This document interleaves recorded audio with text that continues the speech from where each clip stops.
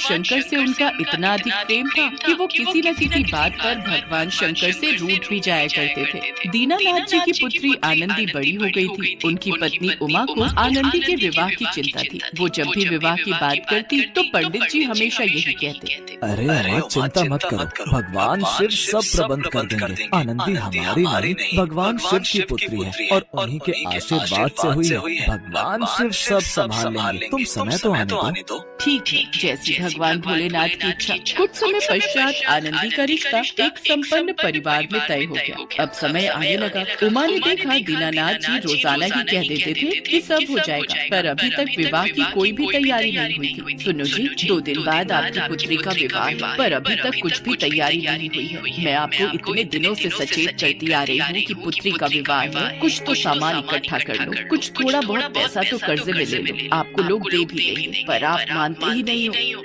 उमा, मैंने तुम्हें कहा है ना, मुझे किसी से पैसा मांगना पसंद नहीं है। मैं परमात्मा के आश्रित हूँ। मैं अपने भगवान शिव से जिद करके सब कुछ मांग सकता हूँ। संपूर्ण जीवन में तुमने देखा है ना, तुमने जो जो कागज पर मुझे लिखकर दिया है, मैंने भगवान के श्री चरणों में रखा और भगवान शंकर ने हमारी सारी मनोकामना पूर्ण की है। तो अब क्यों चिंता करती हो? अभी भी तुम्हें जिस चीज की आवश्यकता है मुझे लिखकर दो, भगवान शंकर स्वयं पूर्ण करेंगे। अरे खाने पीने की चीजों की बात अलग है, वो तो कोई भी भक्त दे जाता है, पर इस समय कन्या के विवाह के लिए दहेज की आवश्यकता है। उसमें सोना भी लगेगा, वस्त्र भी लगेंगे, अन्य पदार्थों की भी आवश्यकता पड़ेगी। कौन देकर जाएगा? भाग्यवान तुम फिर चिंता कर रही हो। जब मैंने तुम्हें कहा है ना, भगवान शंकर जी सदा मेरे साथ हैं, फिर क्यों चिंता करती हो? तुम मुझे कागज पर लिख कर दे दो। शुरू से ही पंडित जी कागज पर लिखवा कर सामान ले जाते थे और मंदिर में भगवान शंकर के समक्ष रख देते थे, और वो सामान भगवान शंकर के चमत्कार से अपने आप पूरा हो जाता था। इस बात भी दीनानाथ जी को पूरा विश्वास था कि उनकी पत्नी उमा कागज पर जो भी लिखेंगी, भगवान शंकर उस मनोकामना को पूरा जरूर करेंगे। उमा ने कागज में दहेज का सारा सामान लिखकर दे दिया। वैसे तो एक कागज बनता था, आज 8 कागज बनकर तैयार हो गए। दीनानाथ जी ने कागज की लिस्ट भगवान शंकर के समक्ष रख दी और प्रार्थना करते हुए कहने लगे, हे प्रभु, मैंने तो आपके ऊपर सदा सच्चे मन से यकीन किया है। आपके प्रति मेरी निष्ठा भी सच्ची है, मेरा विश्वास भी सच्चा है। 2 दिन बाद मेरी कन्या का विवाह है, जिसके लिए दहेज की आवश्यकता है। अब आप ही इसे पूर्ण कीजिए।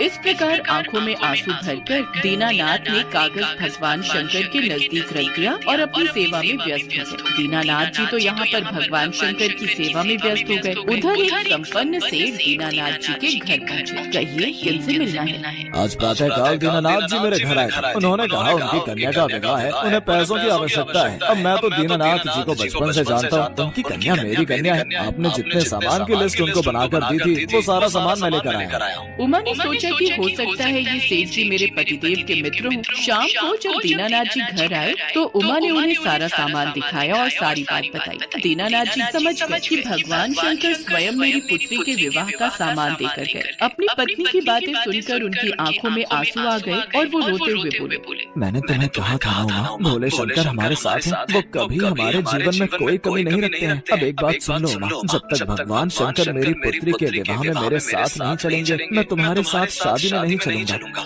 विवाह का दिन आया पर दीनानाथ जी मंदिर में बैठ गए कि मैं भगवान को लेकर ही विवाह में जाऊंगा। तभी भगवान शंकर की मूर्ति से एक आवाज आई, दीनानाथ जाओ, अपनी कन्या का विवाह करा कर आओ। अरे भगवान, मैंने तो सारी उम्र आपकी सेवा की है। आपको तो पता है ना, आप मेरे पिता तुल्य हैं और मैं आपसे हर बात पर जिद करता हूँ, पर आप मेरी हर जिद पूर्ण करते हो। आपको जब पता है मैं आपके बिना नहीं जा सकता हूँ, तो आपको चलना ही पड़ेगा, वरना मेरा आपसे झगड़ा हो जाएगा। फिर मैं आपसे कभी बात नहीं करूँगा। दीनानाथ की प्रार्थना सुनकर भगवान भोलेनाथ प्रकट होते हैं।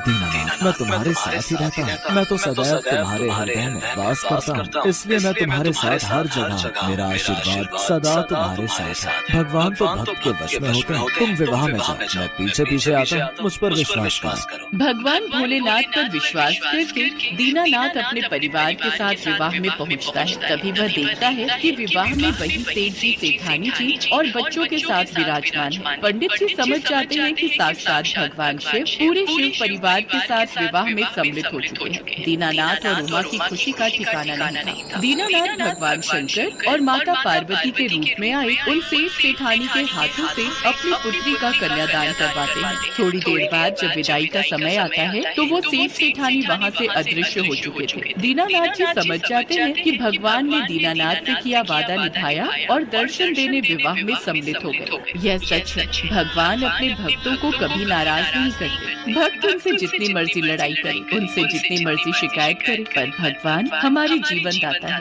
वो हमसे कभी भी नहीं रूठते। वो तो हमारे पालनहार हैं और सदैव हमारा भला सोचते हैं और सच्चे मन से की गई प्रार्थना को स्वीकार करके सदैव हमारी रक्षा करते हैं।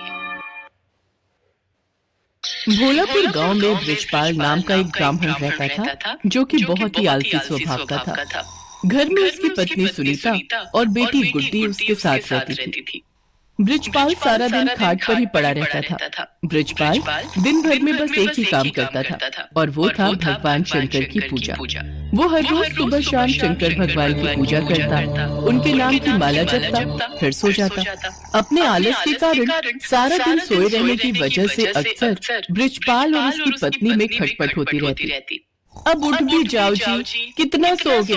चलो अब खाना खाकर खेत चले जाओ, फसल काटने का समय हो गया है। और हाँ, वापसी में आते हुए नदी किनारे लगे सरसों का साग तोड़ कर ले आना। घर में बनाने के लिए कोई सब्जी नहीं है। और हाँ, भूलना मत, नहीं तो आज खाना नहीं बनाऊंगी। अपनी बीवी की बातों को नजरअंदाज कर ब्रिजपाल फिर से चादर तान कर सो जाता है। सुनीता गुस्से में लाल पीली हो जाती है। उधर कैलाश में बैठी माँ पार्वती शंकर भगवान से कहती है, हे नाथ, ये आपका कैसा भक्त है जो आपकी भक्ति के अलावा और कुछ काम नहीं करता, बस अपने आलसी शरीर के कारण खाट पर ही पड़ा रहता है, कोई कर्म नहीं करता। आपको तो ऐसे भक्त का मार्गदर्शन करना चाहिए। देवी, इसमें इसकी कोई गलती नहीं। ये सारा किया इसके पिछले जन्म का है।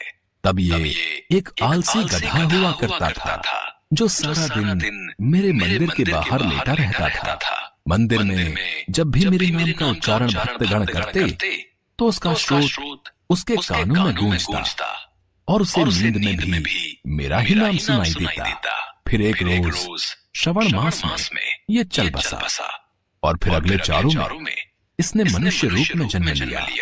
लेकिन इसके पिछले जन्म के आलसी स्वभाव ने इसका पीछा नहीं छोड़ा। जब सही समय आएगा तब मैं इसे ज्ञान दूंगा। हे भगवान, क्या करूं मैं इस आदमी का? ये तो फिर से लेट गए। कब से कह रही हूँ उठ जाओ, खेतों में फसल बड़ी हो गई है। अगर समय रहते उसे नहीं काटा तो उसे जानवर चढ़ जाएंगे या कोई चुरा लेगा। सुन रहे हो ना मैं क्या कह रही हूँ? हे शिव जी, न जाने इनका आलस कब खत्म होगा। इनके आलस से तो मैं अब तंग आ चुकी हूँ। सुनीता लगातार बड़बड़ाए जा रही थी, लेकिन आलसी ब्राह्मण के सर पर तो जूं तक न रेंगे। वो तो बस चुपचाप अपनी खाट पर लेटा हुआ था। ब्रिजपाल को न उठता देख सुनीता गुस्से में आ जाती है और बाहर आंगन में रखी पानी की बाल्टी उठाकर लाती है और ब्रिजपाल के ऊपर गिरा देती है। ब्रिजपाल पूरा भीग जाता है और वो गुस्से में उठकर उससे लड़ने लगता है। काफी देर तक दोनों में खूब कहासुनी होती है। फिर वो गुस्से में घर से निकलकर शंकर भगवान के मंदिर में चला जाता है और वहाँ पहुंचकर शंकर जी से कहता है, हे शंकर भगवान, अपनी पत्नी की रोज रोज की झिकझिक से मैं तंग आ चुका हूँ। अगर मेरी भक्ति ने आपको प्रसन्न किया है तो मुझे आप दर्शन दीजिए प्रभु। इतना कहते ही वो जोर जोर से रोने लगता है। अपने प्रति उसका प्यार और श्रद्धा देखकर शंकर भगवान उसको दर्शन देते हैं और कहते हैं, ब्रिजपाल, तुम्हारी भक्ति ने मुझे प्रसन्न किया है। तुम सचमुच मेरे परम भक्त हो। कहो तुम्हें मुझसे क्या वरदान चाहिए? हे प्रभु, मुझे ऐसी कोई चीज दीजिए जो मेरी हर बात माने और मेरा सारा काम कर दे। ये लो मेरा ये छोटा त्रिशूल।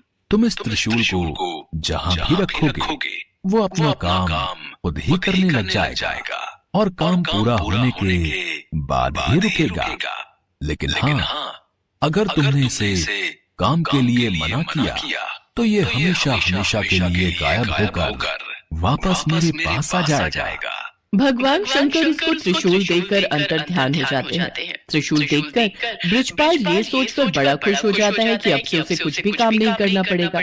इसके बाद वो त्रिशूल लेकर घर पहुंचता है और अपनी पत्नी और बेटी को त्रिशूल के बारे में सारी बात बताता है।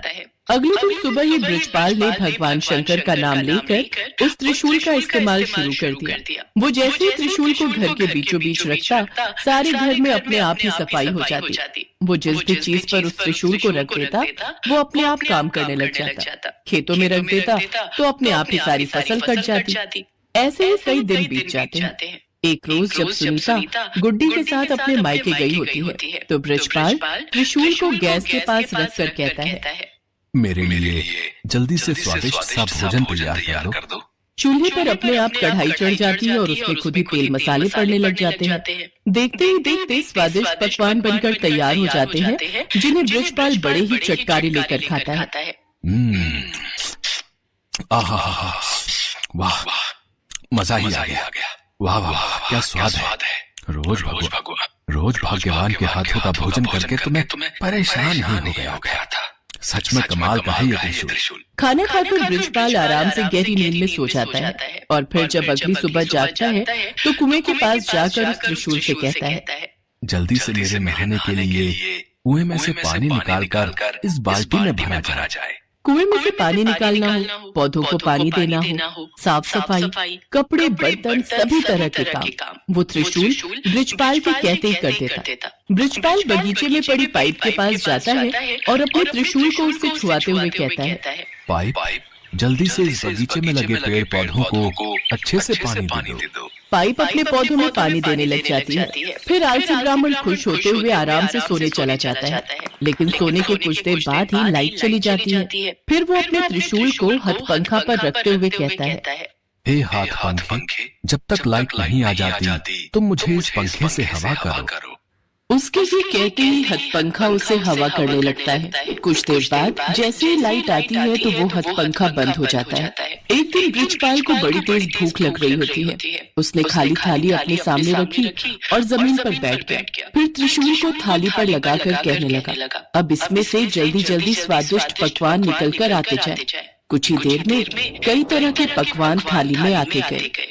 कितना अच्छा होता अगर मुझे अपने आप खाना ना पड़े और खुद ही मेरे मुंह में सारा खाना चला जाए। ऐसा कहकर उसने त्रिशूल को अपनी प्लेट पर लगाया और कहने लगा, अच्छे पकवान जल्दी से मेरे मुंह में आ जाए। उसके ऐसा कहते ही थाली में से तरह तरह के पकवान निकलकर उसके मुंह में जाने लगे और वो बड़े ही चटकारे लेकर उनको खाने लगा। पर ये मजा कुछ देर तक का ही था। कुछ ही देर में उसका पेट भर गया और वो खा नहीं पा रहा था। लेकिन पकवान थे जो कि उसके मुंह में लगातार जाते ही जा रहे थे। उसका पेट और मन पूरी तरह भर चुका था। वो जैसे ही उन्हें रोकने की बात सोचता है तो उसे भगवान शंकर की कही वो बात याद आई जिसमें उन्होंने कहा था कि अगर त्रिशूल को काम करते हुए रोका गया तो ये वरदान वहीं समाप्त हो जाएगा और त्रिशूल फिर से शंकर भगवान के पास पहुंच जाएगा। तभी वहाँ सुनीता गुड्डी के साथ अपने मायके से लौटकर पहुंच जाती है। वो दोनों ये सब देखकर हैरान रह जाती हैं। सुनिए जी, देखिए तो आपका पेट कितना फूलता जा रहा है। जल्दी से इस त्रिशूल को रुकने के लिए कहिए। ब्रजपाल शंकर भगवान के दिए वरदान को खोना नहीं चाहता था, लेकिन फिर भी वो थक हार कर कह ही देता है, रुक जाओ। उसके इतना कहते ही खाना रुक जाता है, लेकिन साथ ही वो त्रिशूल भी वहाँ से गायब हो जाता है। त्रिशूल को गंवाकर वो बड़ा ही दुखी हुआ, लेकिन अब वो कुछ भी नहीं कर सकता था। शंकर